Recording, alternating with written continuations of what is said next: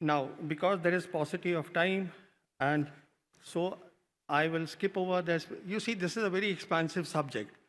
But I have basically tried to answer the questions that I said. Now let me come to India a bit, that is important. Now, as far as India is concerned, you see, I see no clarity on China in India, and I see no clarity at all in understanding what is this new global governance system all about. I find our diplomats, retired diplomats, serving diplomats talking of China, that China in 2005, we did this, 2008. For God's sake, the world changed in 2012. So even if you have 40 years experience as a diplomat, the fact of the matter is only last 13 years count. And they count only if you have actually studied this new global governance system and what is going on here, what the Russians are doing, what the Chinese are doing, and how they are contributing to the global south, and how their confidence is building up of the global south. So that is not being done, unfortunately, in India, in any of the institutions that work on the Chinese or the Chinese studies. This is what I have found.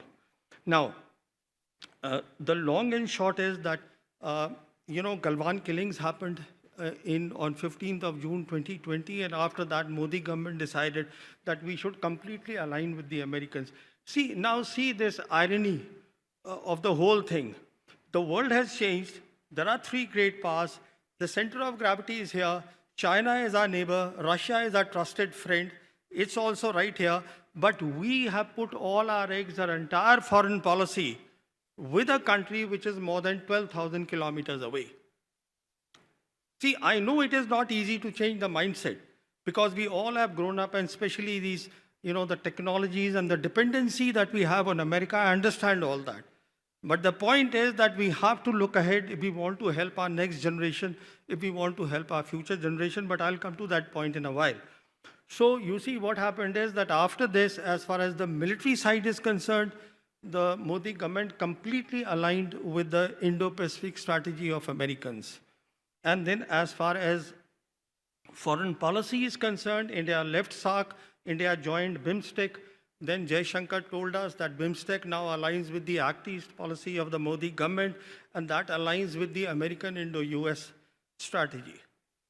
So the point is that we are completely aligned with the Americans, and along with that, now this is what I call the projectionist foreign policy, that India is saying that we are also now in a regional geopolitical context with China. Look, when we are talking of context at a time when the orders are changing, then we are essentially talking of hard power. We are talking of three things. And in hard power, we are talking of economic power, we are talking of technology power, we are talking of military power. And anybody would know that this gap, of course, China has risen, but the gap between India and China is so humongous, it is so huge, that honestly, it's not even worth comparing today. But the contention of the government is that we have risen, and therefore now we are in a competition in South Asia, and South Asia is one region where today we all are aware, except for India and Bhutan, all the small countries of South Asia, they are on board the Belt and Road Initiative of China. The world has changed. And then we say that we are in a contestation in the Indian Ocean region. Then we say that we want to be the leaders of the global south. Recently, Jaishankar was there on the sidelines of the UN, 80th anniversary of the UN. News came that Jaishankar has met with like-minded countries of global south. For God's sake, global south is an entire different thinking. There's nothing called like-minded any longer. They have entirely different thinking, which we are not aware of, and they, out of politeness, they just keep quiet and they come and join the conference. But we know very well where they are looking for their trade, where they are looking for development, where they are looking for prosperity. Now, with the coming of the Trump administration, things have changed entirely, because all the administrations, starting the Obama administration, gave a strategic role to India. And that strategic role was that in the Indian Ocean region, you be the net security provider, you be the military bulwark against China's rise, because if China is able to break out of Western Pacific and come to the Indian Ocean region, then you should be there to take on China. So as far as Trump is concerned, his foreign policy is entirely different. India has no strategic role in that. I won't go in the details here because of paucity of time, but I want to make one point. which is very important. What have we done?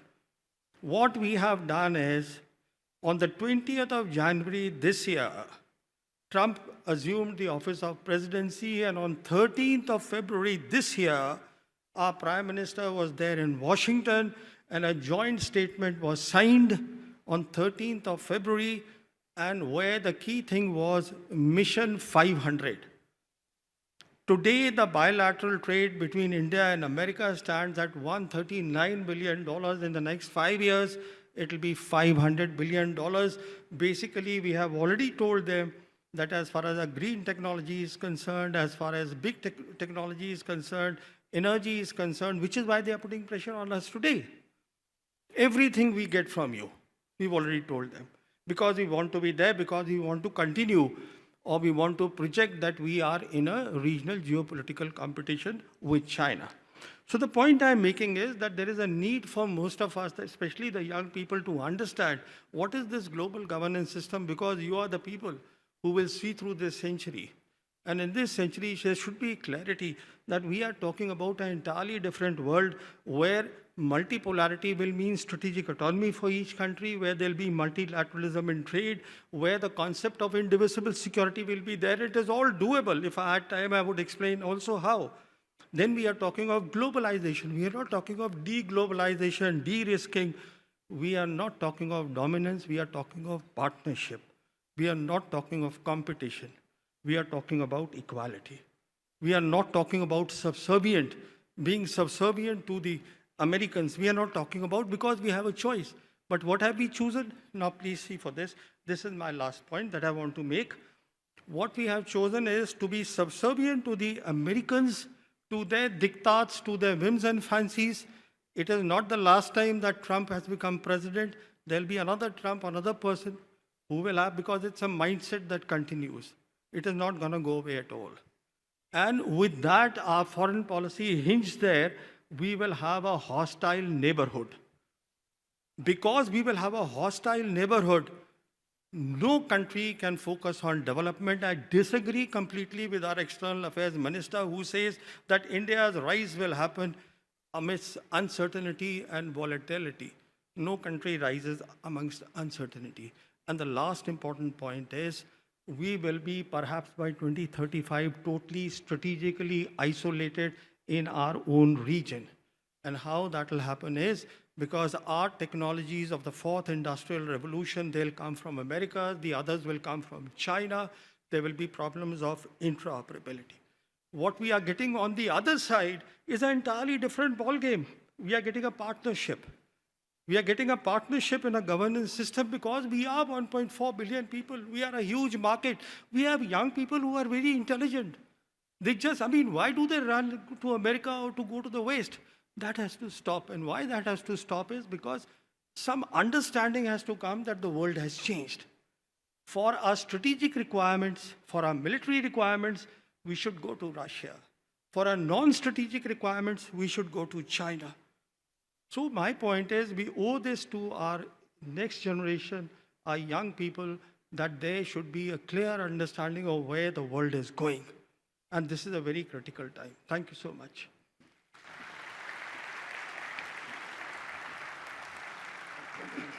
Sawhney, can we take 2 questions and you can answer them together? This gentleman here, and after that you, after him.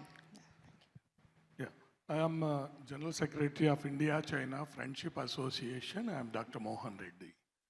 Sir, the India-China Friendship Association is taking forward the spirit of Pandit Sundarlal, a Gandhian, and Tagore and Dr. Courtney's, who wished for forever friendship with China, which is in the national interest, our national interest, as you say. The global south is going forward, getting rid of the imperialistic clutches, and India will be the last post of imperialism. That's what our leaders say. Do you agree, sir? When it will happen? The forever friendship with China and the going global south in our national interest. When can we expect this? Can we take the second question also here? Would you like to answer? So we'll take his question. Your question we could not understand. Can you shorten it? when can we expect our country to be the good friend with China, going along with China, as aspired by our great leaders? And a second question from here. Namaste, sir. I am Sudhakar. See, you are telling that by 2035 we will be surrounded by our fully adverse. India will be surrounded by adversity. So how to rescue ourselves in the next 10-15 years? The answer to your question is very simple. Hope that we have a sensible government next.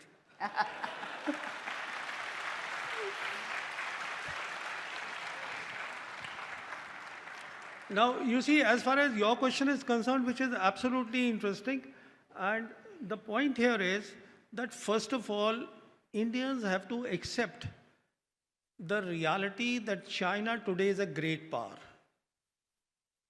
in the new world that we are talking about. And it is nothing great, because what Indians want is, it is for the government to explain, because what we can get from China is a lot. As I said, in the non-strategic fields we can start. We can start in manufacturing. Look, we are a 1.4 billion people. I mean, there are economists. This is not an area that I have read a lot, but I have read a bit. So they talk about services economy will work. I don't think it will. We need manufacturing.